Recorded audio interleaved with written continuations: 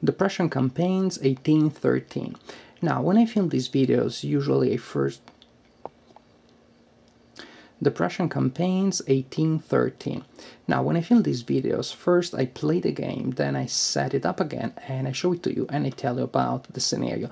But in this case, I had to say that setting up this scenario took me longer than usual. There are just many units on the map, and with enemy units of different nationality in the same space, it just took more time. So, in order to save myself the time to set up the game twice, I'm going to tell a little bit about the setup and the general ideas in the scenario now, before I play it, and then I'll give you my conclusions after I play it.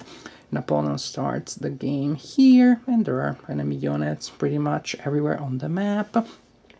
Napoleon will play through all of the turns, and at the end of the game, victory, the level of victory will be determined on the number of cities that Napoleon controls. This is a pretty straightforward scenario. There aren't special rules, there aren't special limitations, and with many units on the map for both sides, and with many resupply points that will allow Napoleon to buy new units, and with many reinforcements that will be given by the enemy supply tables, I think there really is going to be a scenario with a lot of fighting, with large battles, which is going to be an interesting and welcome change of pace after the Russian campaign, in which there was a lot of suffering, a lot of pain, but not much fighting per se going on. Two important events only on the turn track. One in this turn here that I marked with that marker there as a reminder. During this turn there's going to be no fighting. This is going to be the armistice turn, so you can move your units around, but you cannot engage in combat. The enemies will not attack you, and you cannot enter enemy areas. And then 2 turns later there is a stack of enemy reinforcements that will enter the game.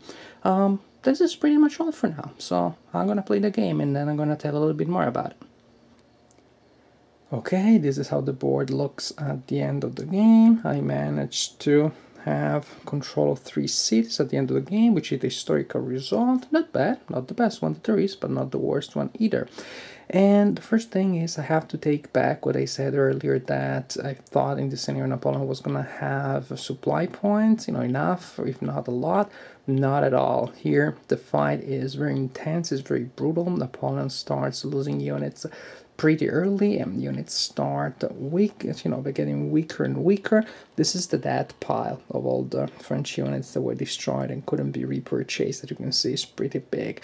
So yeah, there is going to be a lot of fighting going on, and the enemies are going to be able to resupply or bring units back on the map much faster than you can do.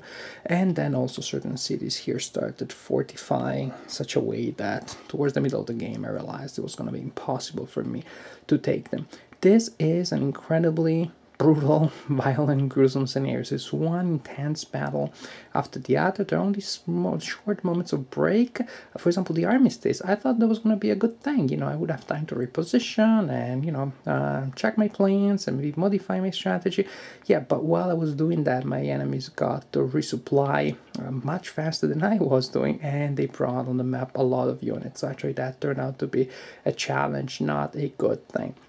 Toward the beginning of the game, Napoleon is pretty strong when the fight is around here, and he can manage to take control of areas, but then, again, his units start being weaker, the enemies start pushing back, the Polish reinforcements will enter from here, and in the second part of the game, Napoleon has to become sneakier again and, use some of the techniques that he has learned during the Russian campaign, delaying, avoiding, running away, retreating strategically, things like that, because in the second part of the game, well, it becomes harder and harder to survive.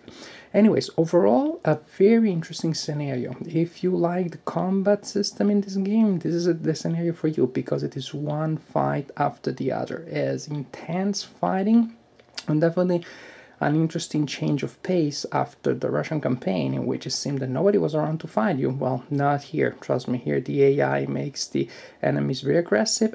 Well, maybe you will even get to miss those Russian units that tended to run away and hide.